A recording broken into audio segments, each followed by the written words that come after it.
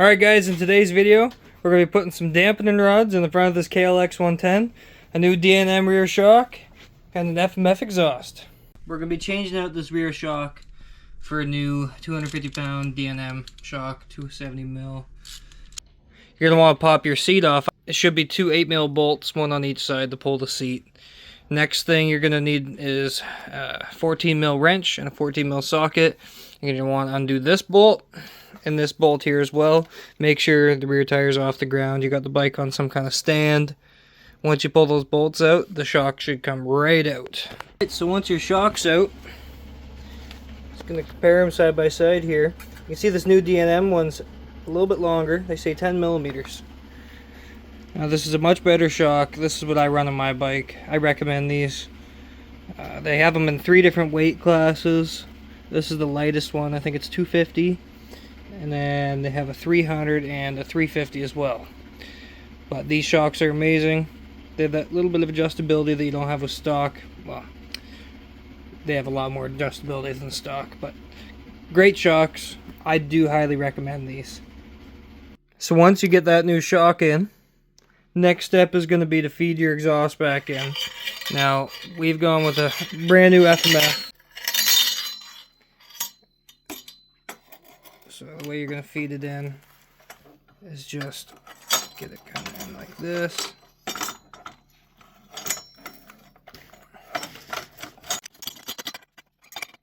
Once you get it in place, you're just going to want to put your nut back on back here. And then there's 2 nuts to go on down here.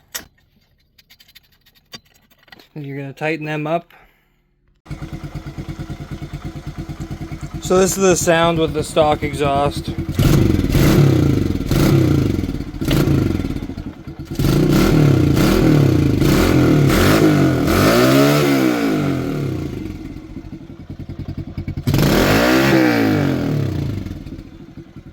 Sounds pretty weak.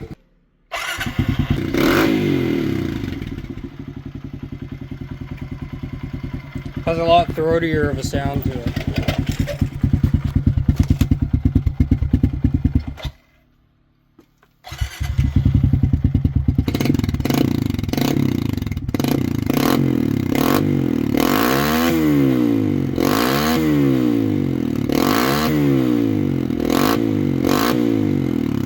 I tell you, nothing beats the smell of a brand new FMF exhaust.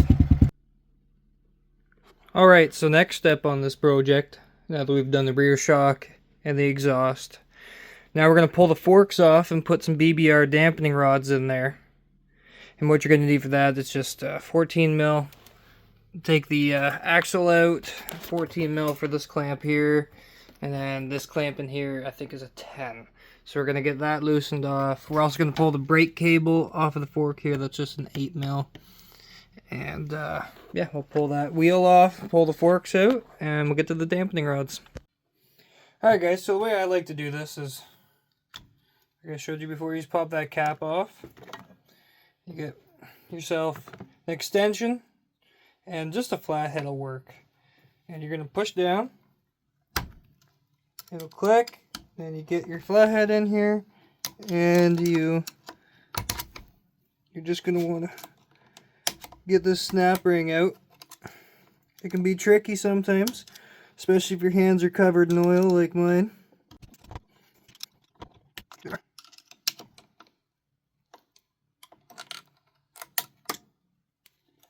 Just make sure you keep tension down on here.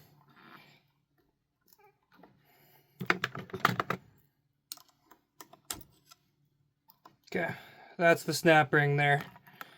Now, that should pop. And just bring it up slow. Take that, just set it aside.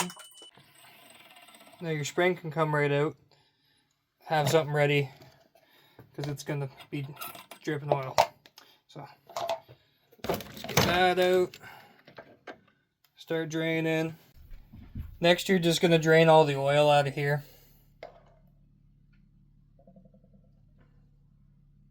So once you got most of it out, you're going to grab your Allen key. Right on the bottom there, you're going to want to take that out. So once you get that broke free, you'll notice it's kind of, it'll almost turn out, but then it feels like it's doing nothing. And if that's the case, which most of the time that's what happens, you take your spring, you put it back in, and you hold it from the top, and you push down on the spring a little bit, and that'll give it that extra tension it needs to hold your dampening rod in place. Once you get that screw out, pull that spring back out, compress that shock a couple more times, get the rest of that fluid out. Now that you're at that point, what you're going to want to do is take your shock here, give it a little shake, and there's your dampening rod. Okay, let that drain out for a second. So now, you're going to take your old dampening rod here, and you're going to see there's this ring on here. You're going to pull it off. Be careful not to break it.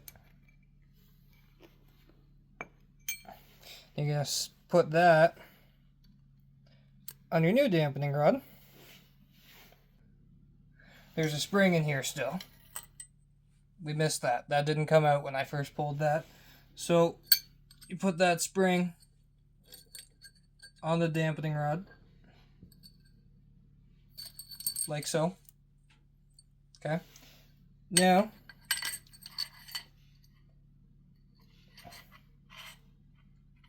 feed this down in. Take your spring, push it in. Okay. Now, once it's all the way down, you're going to take your Allen bolt and put it back in the bottom.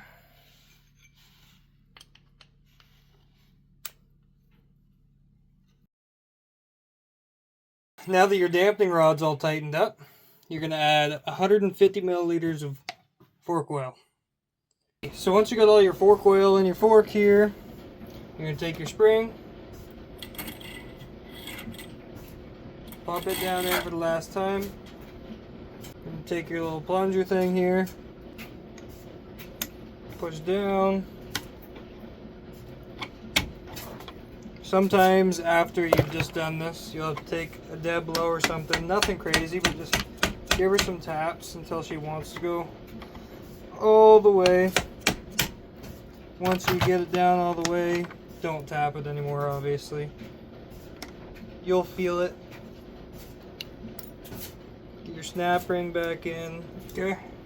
So once you got your snap ring in place, just keep pushing down that. Double check that you have it in perfect all the way around. You do not want that popping out of there.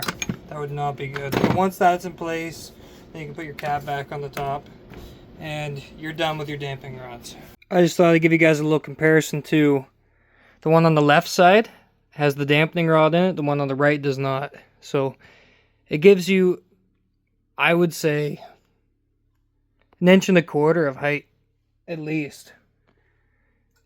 And that's going to make a big difference on this thing since we just put the taller rear shock in it as well. That's an end to this project on this thing.